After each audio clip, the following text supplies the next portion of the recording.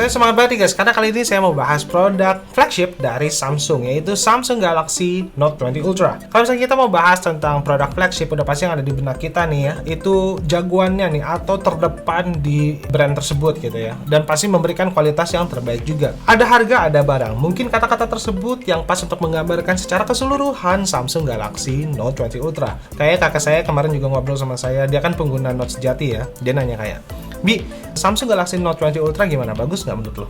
Dan jawaban saya ya, bagus banget. Tapi ya dibandingin juga dengan harganya yang 17.999.000. Jadi ya kalau misalkan kita dengan harga tersebut udah pasti berekspektasi tinggi dan udah pasti ya masa sih dengan harga tersebut masih dapat HP yang jelek gitu kan, smartphone yang jelek, kayaknya nggak mungkin deh. Tapi setelah saya coba-coba dan ternyata Samsung Galaxy Note 20 Ultra ini memang top notch dan melampaui ekspektasi saya. So, sebelum kita mulai, let me start it with halo guys, kembali lagi bersama dengan saya Arbi di channel kesayanganmu ini. Dan ini adalah smartphone Samsung yang nyaris sempurna, Samsung Galaxy Note 20 Ultra. Hal yang paling menyita perhatian saya adalah keunikan dari desain Samsung Galaxy Note 20 Ultra ini. Finishing matte yang halus dan premium membuat Samsung Galaxy Note 20 Ultra itu tidak licin dan juga tidak mudah meninggalkan sidik jari. Samsung Galaxy Note 20 Ultra hadir dengan 3 varian warna yang memang menawan semua ya. Dimulai dari warna Mystic Black, Mystic White, dan juga Mystic Bronze. Apalagi yang berwarna Mystic Bronze ini, sekilas akan terlihat seperti berwarna pink, tapi di sisi lain akan menjadi seperti warna rose gold. Menarik bukan? Tapi yang pasti nih guys, warna-warna seperti ini tuh akan menjadi salah satu ciri khas warna tersendiri dari Samsung Galaxy Note 20 Ultra ini. Warna ngeblok kotak besar dan juga kamera bump-nya yang segede ini itu tidak terlihat mengganggu sama sekali. Malah memberikan aksen menarik di bodi bagian belakangnya ini. 2 jempol untuk desainer Samsung karena desain ini dipikirin matang-matang banget dan oke banget untuk finishingnya. Mantap!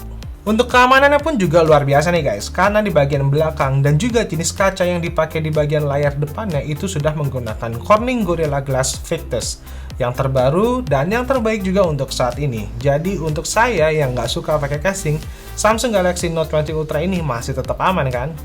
Dari segi layarnya itu saya juga bingung nih harus berkomentar apa nih guys, karena udah dibekali dengan layar 6,9 inci. By the way, 6,9 inci itu gede banget bos. Quad HD Dynamic AMOLED dengan brightness maksimum hingga 500 nits.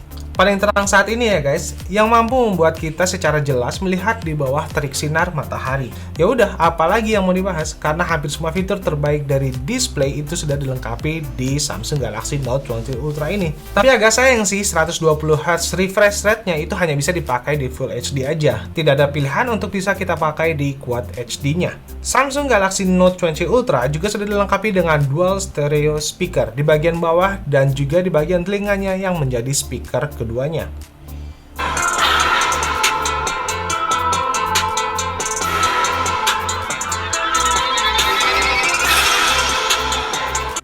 Indonesia, chipsetnya itu sudah menggunakan Exynos 990 dan juga GPU Mali G77 yang bisa mendapatkan skor Antutu sebesar 539.000 sekian. Dan juga skor GPU Mark benchmarknya mencapai 1.527.000. Samsung Galaxy Note 20 Ultra hadir dengan dua pilihan storage, yaitu 256 dan juga 512 GB yang bisa kita tambahkan lagi dengan adanya slot micro SD di bagian atasnya. Kita coba aja main game yuk. Untuk grip bermain gamenya seperti masih agak canggung ya, karena desain kameranya yang lebih mencuat keluar. Tapi ya bukan jadi masalah sih, karena dibalik gini aja udah nyaman lagi main gamenya. Kita coba main PUBG ya guys. Untuk bisa kita main di Extreme, kita hanya dapat di grafik smooth nih guys. Sisanya maksimal hanya bisa di frame rate-nya ultra. Gyroscope-nya juga berjalan sangat lancar, dan saat bermain pun frame rate-nya tetap stabil, nggak ada halangan. Ya HP mahal sih, kalau misalkan masih ngadet-ngadet mah ya nggak mungkin pasti. Nggak pas nih guys, kalau kita ngomongin Galaxy Note nggak bahas S Pen-nya. Pembaruan yang paling nyata dan jelas itu adalah pada latensi di S Pen-nya, dimana sekarang latensi pada S Pen-nya berada di 9 millisecond, yang jelas banget berasa di saat kita lagi nyatet-nyatet di Notes, jadi bikin lebih enak. Dan yang saya suka sih suara dari oret-oretan ini itu satisfying banget nih guys. Detail-detail yang seperti ini tuh sebenarnya secara nggak langsung penting buat nambahin gimmick yang ada di smartphone ini. Beberapa fitur yang udah ada seperti Air Action pun masih tetap disematkan di S Pen ini.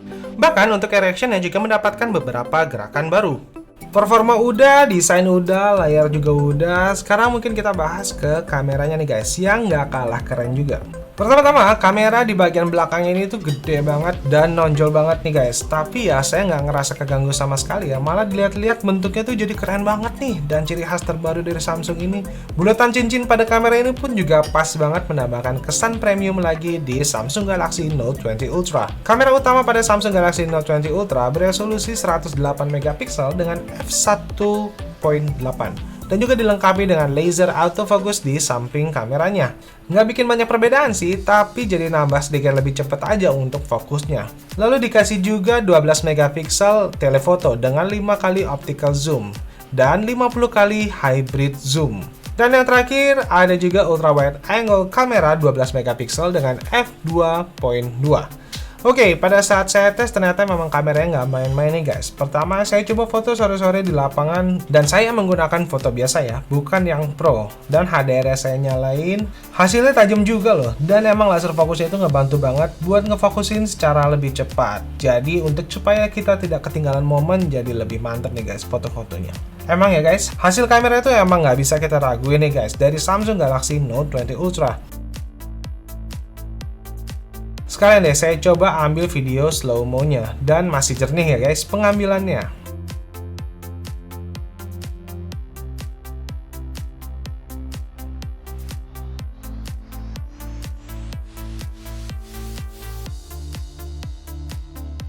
Lalu saya coba foto di sini untuk nyobain zoom-nya. Hayo, ini bisa tahu nggak saya lagi ngincer foto apa?